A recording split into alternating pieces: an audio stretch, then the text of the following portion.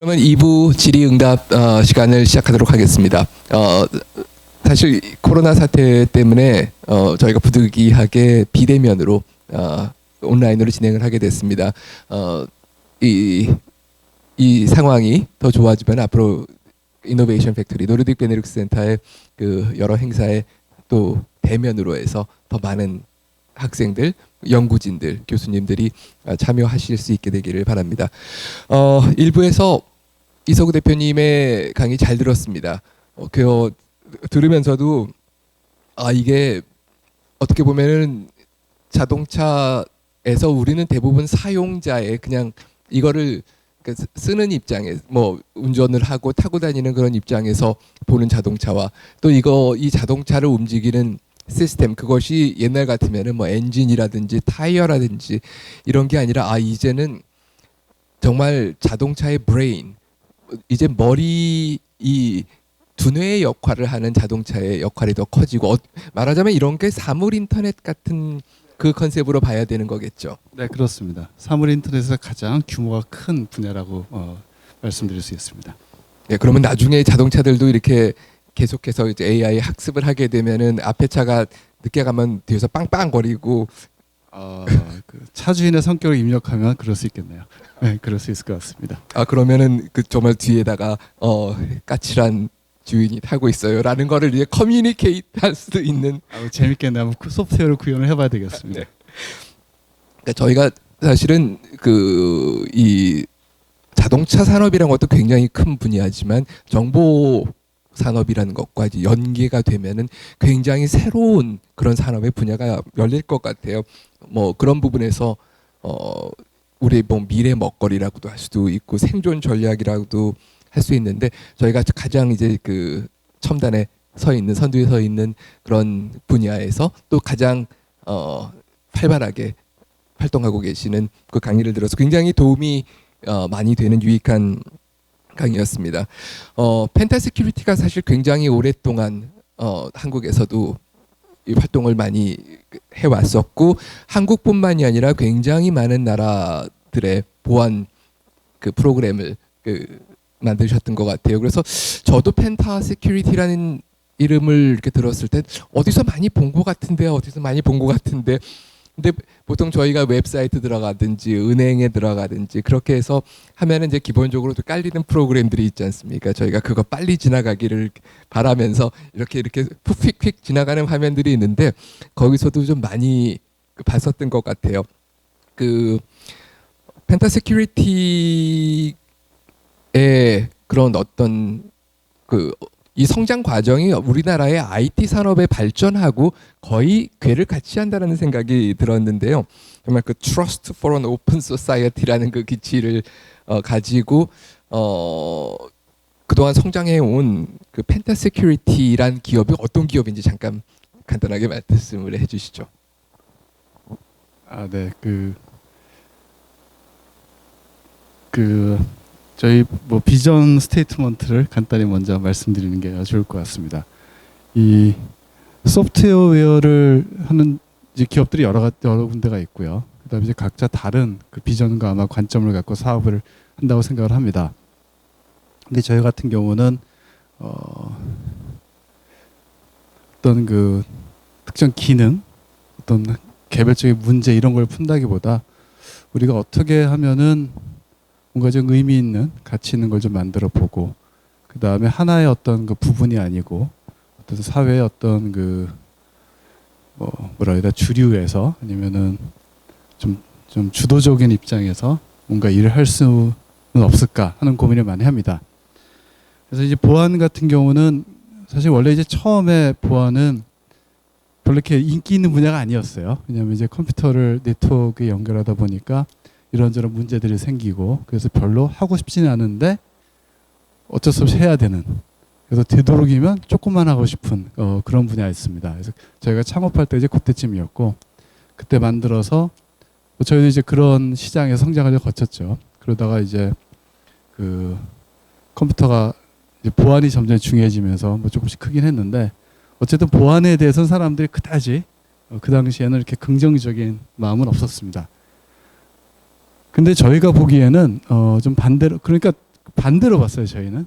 그러니까 저희 직원들조차도 사실은 야, 보안은 너무 이렇게 잘 막아야 되는 거 아니냐. 그다음에 이 사람들이 이렇게 힘들어하고 되도록 이렇게 막 기쁜 마음을 하지 않는 분야를 우리가 한다. 이제 그런 스트레스 받았었죠. 근데 사실 우리가 이제 반대 관점에서 볼 수가 있습니다. 왜냐하면 우리가 해외 여행을 간다든가 아니면 전혀 내가 모르는 어느 곳을 갈 때 사실 그 뒤에는 굉장히 많은 신뢰 메커니즘이 있어요. 그러니까 내가 내가 이제 여권을 들고 갔을 때는 내가 뭐 전혀 모르는 사람 만났을 때도 내가 누구라는 신분을 증명할 수가 있고 거기서 거래도 할 수 있고 그다음에 내가 밤길을 이렇게 자유롭게 걸어 다니는 거는 내가 이 길을 밤에 간다 하더라도 누군가 와서 나를 이렇게 해치지 않을 거라는 그 신뢰가 있기 때문이고 그다음에 외국에 어디 갔을 때도 내가 무사히 저희 가서 내가 하고 싶은 목적을 달성하고 돌아올 수 있다는 그런 보장이 돼 있기 때문에 우리가 자유롭게 다닐 수가 있습니다. 그래서 보안도 마찬가지로 무조건 막는 게 아니고 우리가 항상 이제 안전한 것이 보장이 되니까 우리가 이제 그 여러 가지 일을 할 수 있잖아요. 뭐 인터넷 뱅킹이라든가 전자상거래라든가 그런 것도 나의 이 거래가 안전하게 이루어질 수 있고 그다음 이걸 통해서 나의 자산이 또 뭐 이렇게 문제가 생긴다거나 그런 일이 생기지 않는다는 보장이 있기 때문에 우리가 그런 걸 하는 거죠. 그래서 사이버 상에서도 우리가 이런 내가 안전하게 뭐든지 할 수 있다는 신뢰가 반드시 지켜져야 되고 그것이 지켜졌을 때 우리가 보다 더 개방되고 자유로운 사회를 살 수 있다. 이런 것이 저희가 갖고 있는 생각이었고 그거를 구현하는 과정이 지금까지 저희가 성장해온 그 경로가 아니었나 생각을 합니다. 저희가 혁신이란 말을 많이 쓰는데 어떻게 보면은 혁신도 각 사회 각 분야마다 속도가 좀 다른 것 같아요. 뭐 전반적으로 기업 분야들이 공공 분야보다는 좀 더 빠를 거고 대학교는 극 아니면 모 아니면 도일 거고 근데 어찌 보면은 가장 밤잠을 못 자는 기업 아닐까 싶어요. 굉장히 빠른 속도로 제품을 만들어내는 그 속도만큼 이걸 따라가는 보안 프로그램도 나와야 될 거고 또 이게 창과 방패라 그러잖아요. 언제나 새로운 시스템이 나오면은 그거를 어떤 이유에서든지 뚫고 싶어하는 사람들이 생길 거고 그거를 어떤 의미에서든지 막아야 되는 어떻게 해서든지 막아야 되는 그런 게 있기 때문에 굉장히 혁신이라는 그런 그 화두를 늘 지니고 사셔야 되는 그런 기업이 아닐까 싶습니다. 저희가 노르딕 베네룩스 센터인 만큼 유럽 얘기를 좀 해봐야 될 것 같아요. 강의 중간에서도 유럽에서 지금 이제 자동차 보안 문제라든지 이게 어떻게 진행되고 있는지 그 말씀을 해주셨는데 저희가 전 세계적으로 요새 그 탄소 중립, 넷제로라든지 아니면은 그 그린딜 얘기가 많이 나오고 있습니다. 그 유럽 연합 같은 경우는 2019년 12월에 유로피언 그린딜이라는 이니셔티브를 굉장히 야심차게 발표를 했었고 그 뒤에 발표된 여러 그린딜의 그 하나의 그 레퍼런스가 되기도 했는데요. 2050년까지 거의 유럽 시장에서는 이제 이 가솔린 내연기관차, 가솔린 디젤 차들은 거의 사라지게 될 거고 점점 더 많은 이런 자율주행과 더 이렇게 좀 더 4차 산업 혁명에 디지털 혁명을 활용한 그런 시스템으로 사회로 옮겨가겠다라는 그런 이니셔티브가 굉장히 강하게 나왔던 것 같습니다. 그 펜타 세큐리티도 유럽 특히 이 뭐 노르딕이나 베네룩스 지역 이쪽에도 많이 진출을 하시고 활동하고 계시죠. 네, 그렇습니다. 방금 그 교수님께서 그 유럽의 여러 가지 그 변화나 요즘의 상황에 대해서 말씀해 주셨는데 저희가 유럽에 진출하게 된 계기도 거기에 관련이 있습니다. 저희가 물론 이제 조금씩 유럽 비즈니스 하고 있었는데 가장 본격적으로 진출한 경우가 이 노르웨이의 그 새로운 전력망, 스마트 그리드에 들어가는 보안 체계를 저희가 납품하면서 유럽에 본격적으로 진출하게 됐습니다. 특히 이제 북유럽 같은 경우는 말씀하신 대로 환경이 굉장히 중요하고 따라서 에너지 문제, 그다음에 이제 재생에너지 문제, 그다음에 전기를 이용한 여러 가지 에너지 순환 시스템 이런 것들에도 굉장히 큰 관심이 있고 실제로 굉장히 활발하게 적용을 해나가고 있습니다. 그런데 이제 그런 체계를 만드는데 사실 보안이 굉장히 중요합니다. 그래서 그런 상황이 저희가 유럽에 진출하는 첫 번째 큰 계기가 됐던 것 같습니다. 또 실제로 뭐 스웨덴도 그렇고 뭐 핀란드나 노르웨이나 이런 나라들은 이 굉장히 사람의 숫자가 적지 않습니까? 사람의 숫자는 적고 산업은 고도화되면서 또그 적은 인구마저도 에이징 소사이어티로 들어가면서 그 그 인더스트리 4.0라는 그 개념도 상당히 이런 그 사회 현상을 그 반영할 수밖에 없지 않나 싶어요. 그래서 원격 진료라든지 그런 시스템들도 많이 나왔고 또 그런 의미에서 그 이런 이 더 많은 디지털, 더 많은 원격 또 그 과정에서의 정보 그 보안의 문제가 등장하게 될 것 같은데요. 근데 사실 저희가 그 유럽 특히 노르딕 베네룩스 지역 그 생각할 때는 어떻게 보면 좀 생경한 지역일 수도 있어요. 뭐 미국에서의 비즈니스라든지 뭐 실리콘밸리 생각할 수 있고 뭐 중국이나 일본도 점점 가까워 오는데 유럽에서의 그런 이런 비즈니스 환경 또 여기 진출하다 보면은 또 한국에서 아니면 아시아에서 아니면 미국에서 그 이 못 느꼈던 못 부딪히는 그런 여러 가지 환경도 있을 것이고 또 그 사람들이 가지는 그런 여러 생각들 또 그 사람들이 우리에 대해서 가지는 그런 평가 같은 것들이 여러 형태로 있을 것 같습니다. 혹시 그 유럽에 진출하고 비즈니스 하시면서 혹시 기억이 남는 그런 에피소드들이나 그런 것들이 좀 있을까요? 지금 말씀하신 것 관련해서 몇 가지를 말씀드리면 일단 저희가 그 아까 말씀드렸던 그 사업을 그 전력망에 들어간 보안 체계를 할 때 처음에 굉장히 많은 회의와 논의와 그다음에 그런 과정을 거쳤습니다. 왜냐하면 굉장히 일을 철저하게 해요. 사람들은 그러니까 자기들의 요구 사항을 굉장히 철저하고 이제 하나하나 이제 세세하게 정의를 해놓고 그다음에 그게 만족이 돼야만 또 다음 단계로 넘어가고 다음 단계로 넘어가고 그런 과정을 거쳤습니다. 그래서 북유럽 사람들이 일하는 방식이 굉장히 뭐 우리말로 이제 뭐 깐깐하고 철저하고 까탈스럽구나 하는 걸 느꼈는데 반면에 그 약속을 딱 지키고 나면 너무너무 일이 약속대로 깔끔하게 진행이 돼요. 오케이, 우리가 약속한 게 여기까지니까 됐다. 이런 식으로 정말 예측이 됩니다. 그래서 이 계획을 세우고 그 계획을 집행하는 과정이 굉장히 철저하고 또 우리 입장에서는 배울 게 많다 하는 생각을 했고요. 그다음에 한 가지 또 느낀 건 뭐냐면 아까 그 유럽이 에이징 소사이어티라고 말씀하셨는데 우리가 곧 그렇게 됩니다. 이미 한국도 그렇게 되고 있고 한국이 우리나라가 이제 저희가 이제 하는 사업 중에 하나인데 교통약자가 전체 인구의 25% 전후입니다. 놀라운 숫자인데 그 교통약자를 하면은 이제 여러 가지 이유로 뭐 자기 몸이 불편하든가 아니면은 연세가 좀 많다든가 뭐 병에 걸렸다든가 이런 이유로 뭐 임산부 이렇게 그 아기 가지신 분도 있을 수 있고 우리가 알고 있는 일반적인 교통 체계를 이용하기에 굉장히 불편한 분들이 인구의 거의 4분의 1 전후가 됩니다.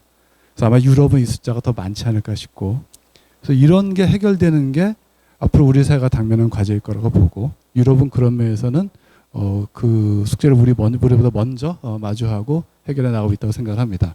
그래서 그런 면들이 우리가 앞으로 참고하고 한국에도 적용할 수 있는 그런 좋은 경험치가 될 거라고 보고 그다음에 또 하나는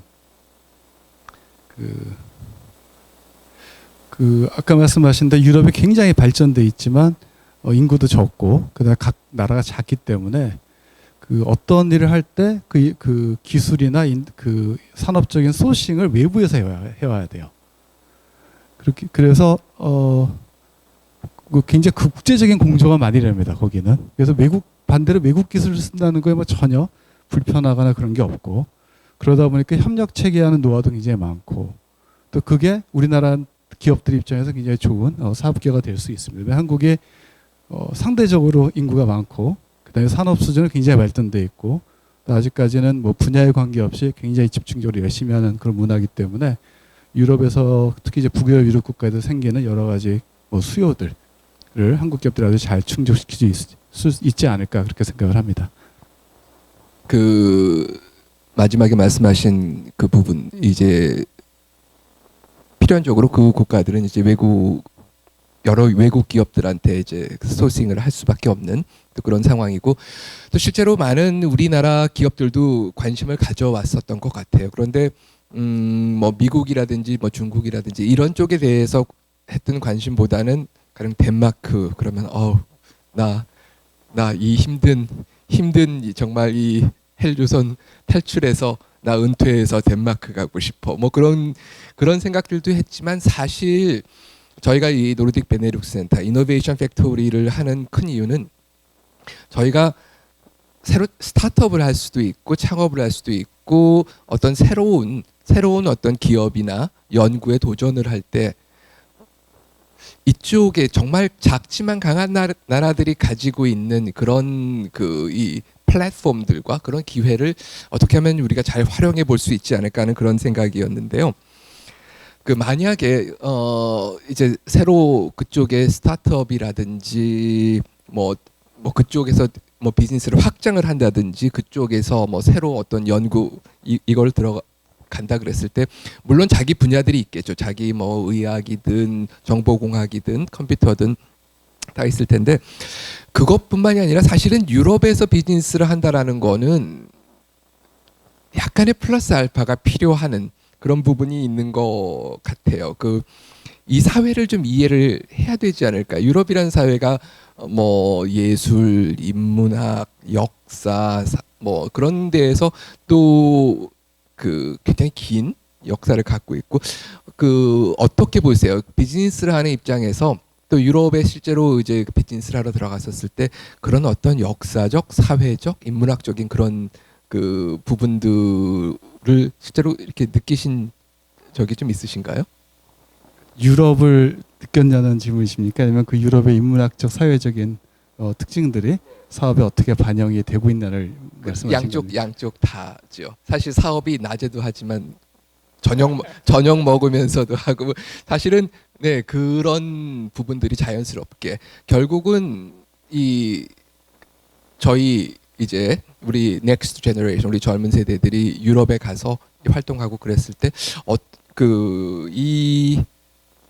이 사회를 좀 더 알아야지 더 잘 할 수 있지 않을까 그런 면에서 데이타임, 나이타임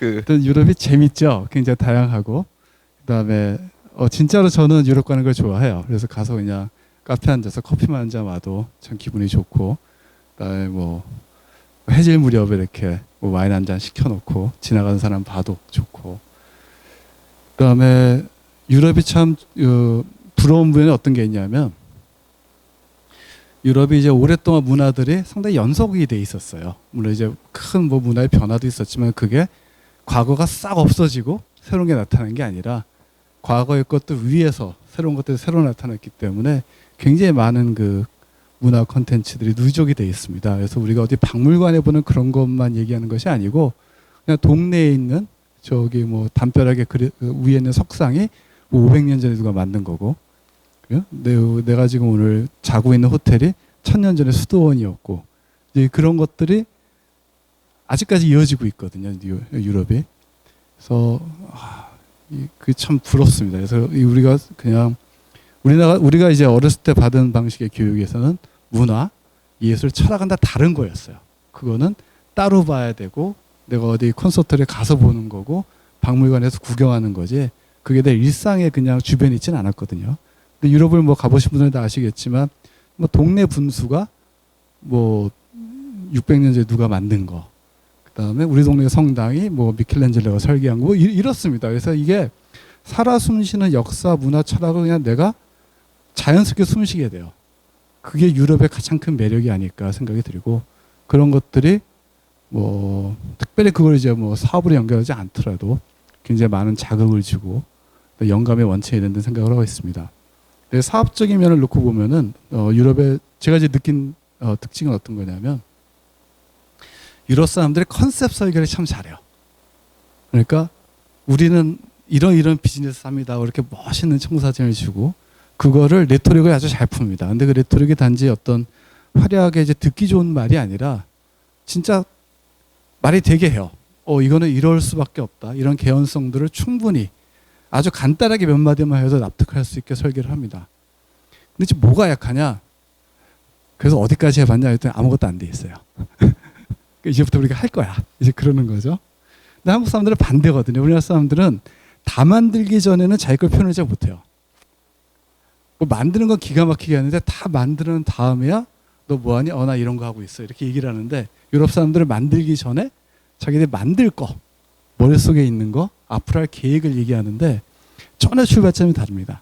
그래서 저는 이게 한국이 유럽에서 할 수 있는 어떤 사업의 어떤 그 단초가 될 수 있지 않을까 생각을 하는데 특히 이제 그 뭐 유럽도 그렇고 우리도 그렇고 이제 우리가 어느 정도 나라의 수준이 되는 나라에서 벌어지는 산업들은 너무 양적으로 성장하는 건 별로 없어요. 다 질적인 변화에 대한 것들이고 그 다음에 어떤 한 분야만 이렇게 크게 뭐 강조하는 것이 아니라 여러 가지 분야들이 다 연결이 되고 융합이 되는 일이기 때문에 태생적으로 좀 복잡합니다. 그 다음에 그 어떤 그 질적인 면도 굉장히 높아야 하고 그래서 그거를 구현하는 게 쉽지가 않아요. 근데 이걸 한국 회사들이 기가 막히게 합니다. 가가지고 한국 사람들이 워낙 이 애드웍도 잘하고 뭐를 만드는데 워낙 뛰어나기 때문에 어떤 제대로 된 컨셉을 딱 이해하고 나면은 그거를 구현하는 한국 회사가 굉장히 잘합니다. 사실 저희가 유럽 회사들하고 일을 하는 것도 이것 때문이에요. 그러니까 자기들이 생각하고 굉장히 해야 되는데 잘 안 되는 것들을 그 회사들이 기존에 거래처가 있음에도 불구하고 거기가 잘 안 돼서 저희한테 그 기회가 돌아왔는데 저희가 그걸 굉장히 빠른 시간 내에 만족할 수준으로 만들었기 때문에 저희가 파트너십이 계속 유지되고 성장한 경우가 많거든요. 이제 그런 차이가 한국과 유럽이 서로 보완하면서 성장할 수 있는 부분이 아닐까 생각을 합니다. 뭐 음식 마시는 건 뭐 당연한 거고 그렇습니다.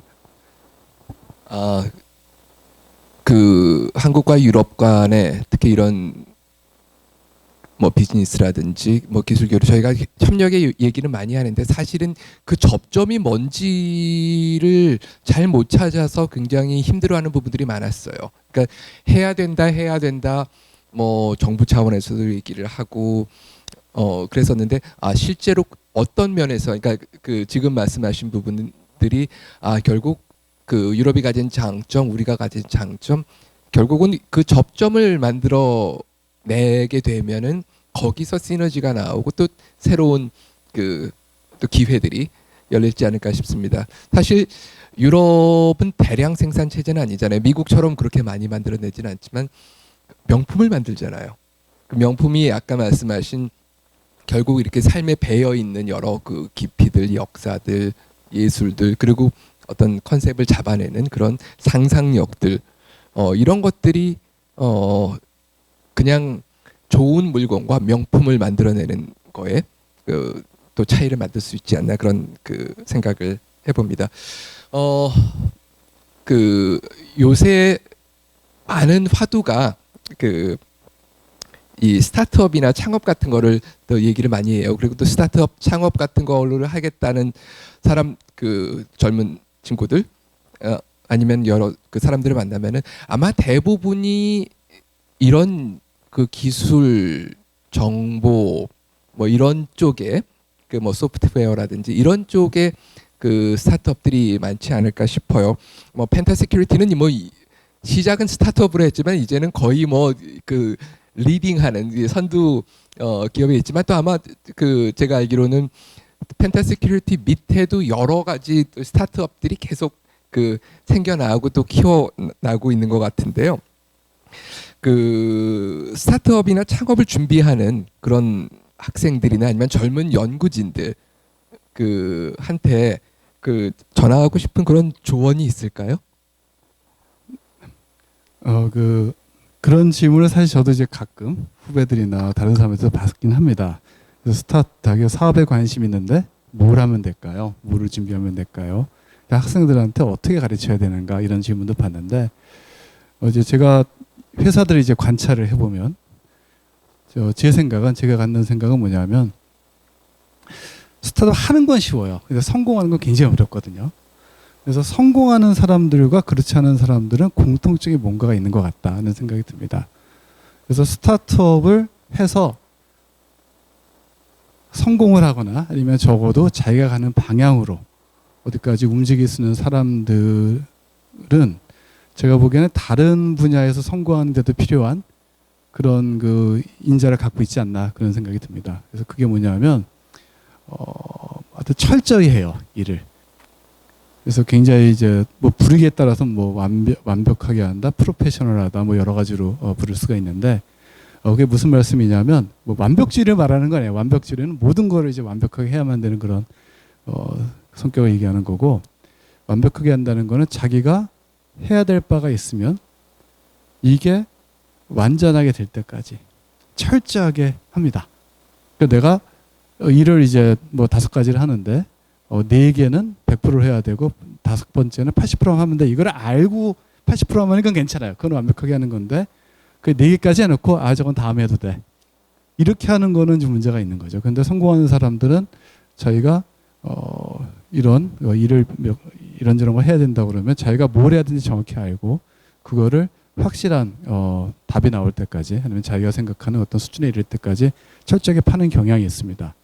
그래서 그거는 일반적으로 생각하는 뭐 일찍 일어나서 뭐 하는 그런 성실하고는 좀 다르고 진짜 성실인 것 같아요. 그게 진정 의미에서 그런 게. 그리고 그게 되게 어려워요. 끝까지 한다는 거는 굉장한 열정과 노력과 그다음에 또 스트레스도 받게 되고 이런 것이 필요한데, 그거를 하는 그 자세와 능력과 마음가짐이 있는 게 아닌가 생각을 듭니다. 또 한 가지는 그래서 스타트업을 하는 사람, 그러면 이제 나는 또 그런 성격 갖고 있는데 스타트업 하기 싫다. 그건 괜찮아요. 그러니까 그건 선택의 문제지. 그러니까 우연히 그 사람이 이런 적성을 갖고, 이런 그 좋은 덕성을 갖고 있는데 내가 뭐 공부를 하겠다, 뭐 아니면 뭐 퍼블릭 섹터에 가겠다. 그거는 뭐 본인 선택이고, 또 그게 또 그게 또 자기 상황에 따라 달라져요. 제가 보기에는 기업가들이 반드시 어떤 공통 성격이 있는 건 아닌 것 같아요. 앞에 말한 이제 공통적인 그런 덕목은 갖고 있지만 어떤 사람은 굉장히 내성적이고 의외로, 어떤 사람은 굉장히 적극적이고, 어떤 사람은 굉장히 또 이 친화력이 좋고, 어떤 사람은 굉장히 그 수줍습니다. 그래서 이런 게 있기 때문에 어떤 특정한 사람이 기업가가 되는 거 아닌 것 같다. 그런 생각이 들고, 그거는 순전히 선택과 환경의 문제인 것 같다. 그 대신에 성공하려면 적어도 자기 분야를 철저히 할 수 있는 그런 준비 자세는 돼야 되겠다. 그래서 굳이 학생들에게 말씀드리면 공부 열심히 해라. 그래서 그 열심히라는 게 단지 그냥 학점을 따고 그다음에 밤을 새고 그런 게 아니라 내가 하는 분야가 진짜 이게 뭔지 그걸 갖다 자기가 이해할 때까지 철저하게 파고들고, 뭐 모르는 거 있으면 물어보고 쫓아다니면서 공부하고 이러는 게 진짜 열심히 하는 게 아닌가 생각이 듭니다. 또 한 가지는 그 친구가 되게 중요해요. 옆에 누가 있는가가 나의 성패에 큰 영향을 미치는 것 같습니다. 우리 영화 보면 이제 우리 흔히 오해하는 게, 영화 같은 데 보면 천재 프로그래머가 이제 골방에 앉아서 뭐 만들어가지고 세계를 정복하는 그런 영화가 있는데, 그런 일은 옛날엔 가능했을지도 몰라도 요즘 불가능합니다. 요새 뭐 프로그래밍 소프트웨어라는 게 몇백만 주씩 되기 때문에 그거 혼자서 절대로 못 짜요. 그래서 그다음에 필요한 재능도 굉장히 다양한 재능이 필요하기 때문에 내가 어떤 일에 성공을 하려면 좋은 사람, 좋은 팀이 있어야 돼요.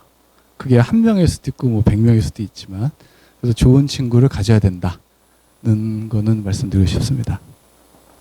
네, 시간이 이제 거의 흘러가서요. 마지막 질문 하나 드리고 이제 마무리 짓도록 하겠습니다. 저희가 작년 이맘때쯤 이제 정말 코로나 바이러스가 퍼지기 시작해가지고 저희가 그 전에도 메르스 사태를 겪었지만 단 2-3달 고생을 하겠구나, 그거 지나고 나면 다시 돌아가겠지라고 생각했는데 1년이 이렇게 흘렀어요. 1년이 그러다 보니까 이 시기가 그냥 단순한 하나의 어떤 팬데믹 이뿐만이 아니라 이렇게 되면은 우리 삶의 방식이라든지 여러 정말 인류 역사에 있어서 하나의 어떤 변곡점이 될 수도 있겠다. 어디로 가게 될지 모르겠지만 그런 생각을 하게 되는데, 기업을 하시는 특히 비즈니스 쪽에 계신 분들은 그런 생각들이 더 절실할 것 같아요. 포스트 코로나 시기에 과연 앞으로의 세계는 어떻게 될 것이고, 또 그런 면에서 뭐 펜타 세큐리티 시스템스는 어떻게 끌고 가실 생각인지를 마지막 질문으로 드리겠습니다.